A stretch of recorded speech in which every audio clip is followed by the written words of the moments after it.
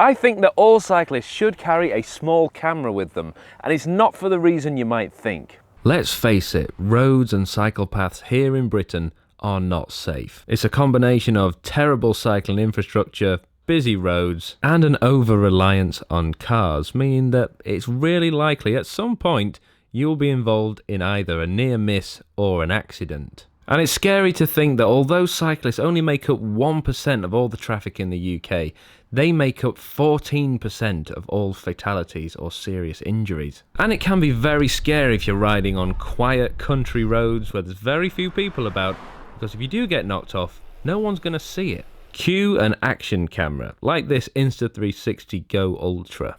Having one of these on your bike is brilliant. You can just attach it to the front of the bike, leave it running, and capture everything you see. Or if you don't want to use that, you can use a chest mount like this and just wear it on your clothes. And it gives a slightly different perspective. If you want a true POV perspective, you can get something like this, a headband attachment where you can attach the camera and literally see everything as you turn your head. And if you need those sort of accessories, I'd recommend the Go Ultra Aero bundle. These Go Ultras come with a loop recording setting, meaning you can leave it running constantly. After you set your resolution and frame rate, you can select the loop duration. And what that effectively means is that's how long the camera will run before it deletes the first bit of footage. So you're not going to clog up your memory card using it on your daily commute. This is really handy because if you are involved in an accident, you can just turn off the recording and all of that recent footage, depending on the loop duration, will be saved to the memory card. The battery life is more than enough for any commute, so you're guaranteed to have enough power to last you the entire way. Now that is well and good and everything,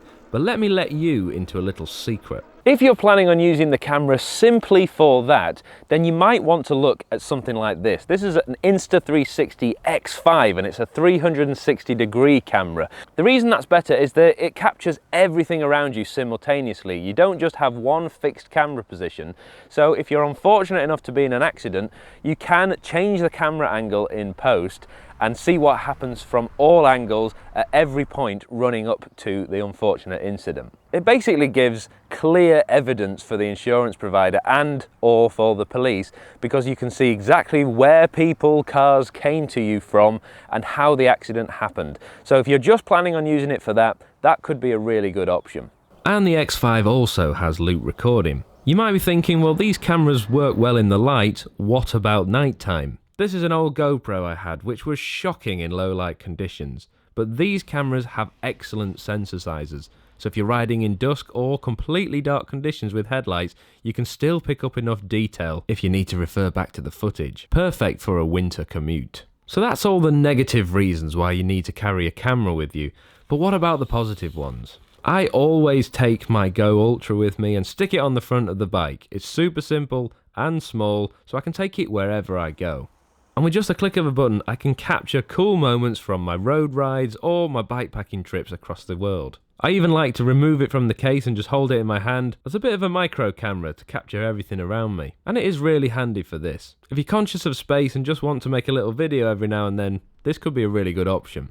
And you can literally mount it anywhere. Like most good action cameras, it's waterproof as well, so you can just leave it on the bike, regardless of the weather conditions. And if you're like me and you like to go out for a swim sometimes, you can take the little mini camera off the action pod and take it in with you. But now let me tell you about 360 cameras, like the X5. These are even more fun, and you can stick them on your bike and record everything at once. Play with the camera angles in post and even add data and stats onto the screen. So if you're a competitive soul or a bit of a data nerd, this one might be for you. If you want to make a little video, I like how you can do panning shots with virtually no effort at all. You just edit the camera angle in post. Between you and me, I just put my X5 at the front of my bike and use it to capture things in front of me or turn it around when I'm doing dialogue. Let me give you an example of a finished product. This feels very familiar. It looks just like where I live, near the edge of East Yorkshire.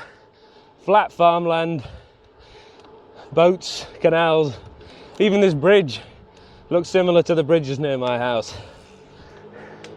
One thing you don't have near me though is a long line of mopeds. Similarly to the Go Ultra, this has an excellent waterproof rating. So again, you can just leave it on your bike in all conditions. I've come to use this camera a lot more than I expected to capture unexpected moments like this. Look, reindeer. It's just so handy to have if you're out for a ride and you want to capture something without having to stop. The adjustable camera angle makes it so good for not missing things. And it's even more exciting when you have to capture something suddenly and you simply do not have time to set up the camera. Like in this trip where I had to catch the train and I literally just made it. Other people would never have known the amount of stress involved in this unless I'd had this recording.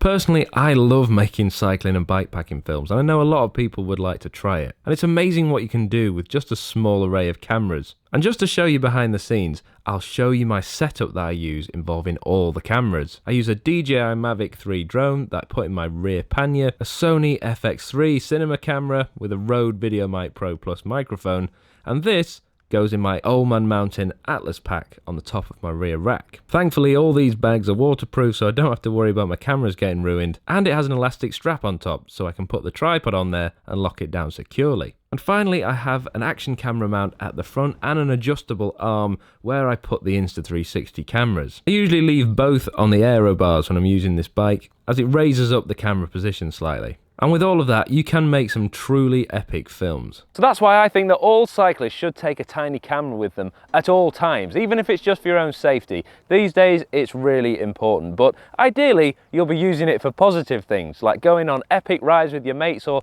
out to another country to do a bikepacking trip, and you want to relive those moments later down the line. If you like these cameras, I'll leave links to them in the description. They're on sale at the moment now, so if you want to save a bit of money, follow those links, and I get a bit of money from that too, so thanks very much if you do. Let me know if you take a camera out on your bike rides or your bikepacking trips and why in the comments. Thanks so much for watching, and I'll see you in the next one.